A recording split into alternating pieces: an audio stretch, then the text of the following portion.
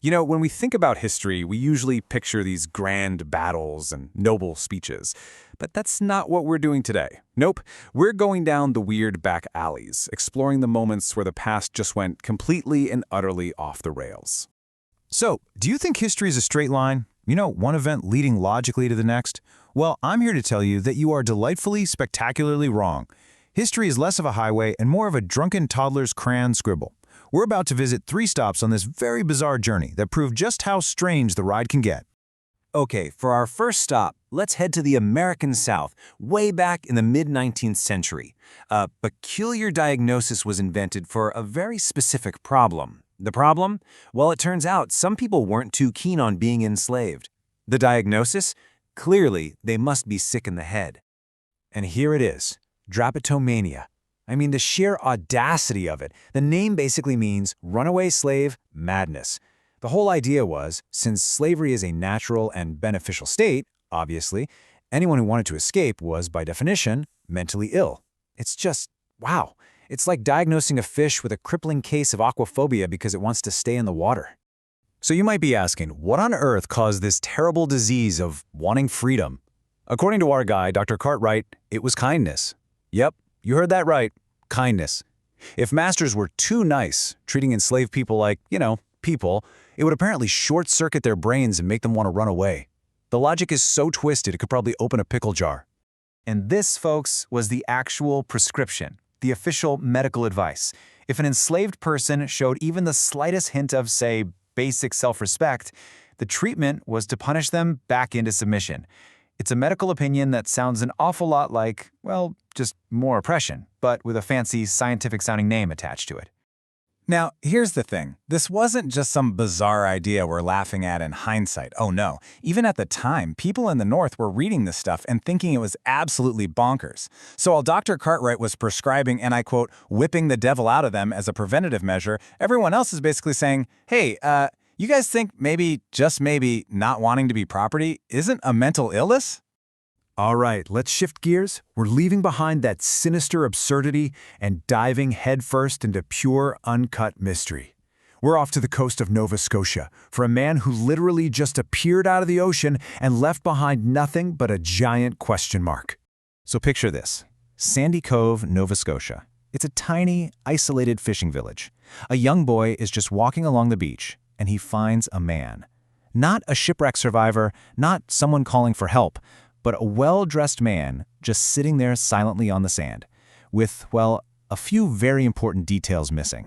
So the man they started calling Jerome was just a total puzzle. First off, both of his legs had been amputated, and by a skilled surgeon too. He didn't speak any language anyone could recognize. His hands were soft, definitely not the hands of a sailor or a laborer. Oh, and he growled like a dog at anyone who got too close.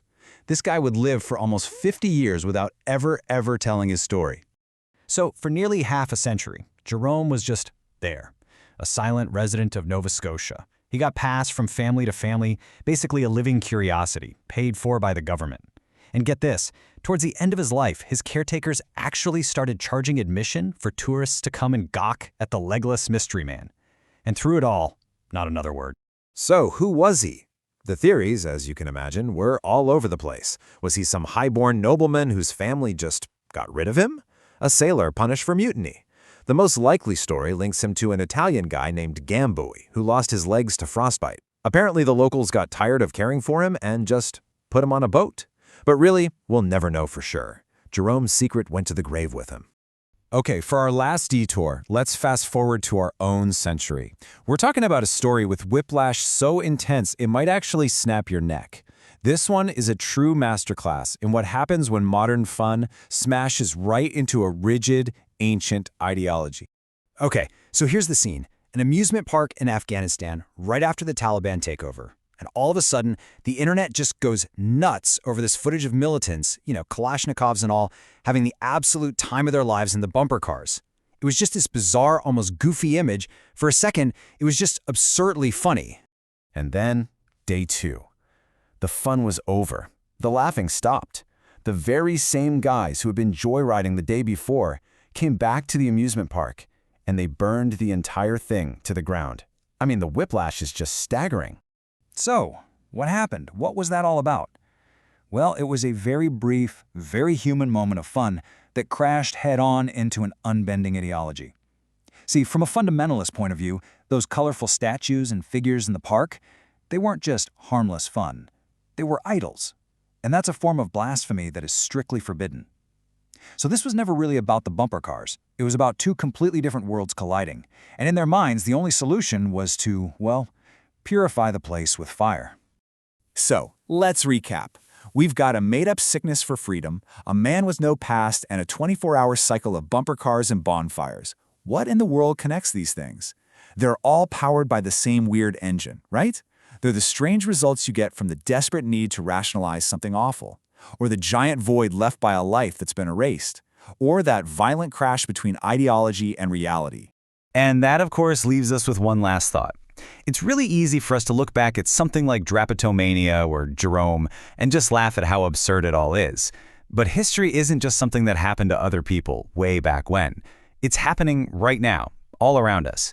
So the real question is, what beliefs do we hold today? What modern certainties do we have that will make future generations just scratch their heads and say, wow, what were they thinking?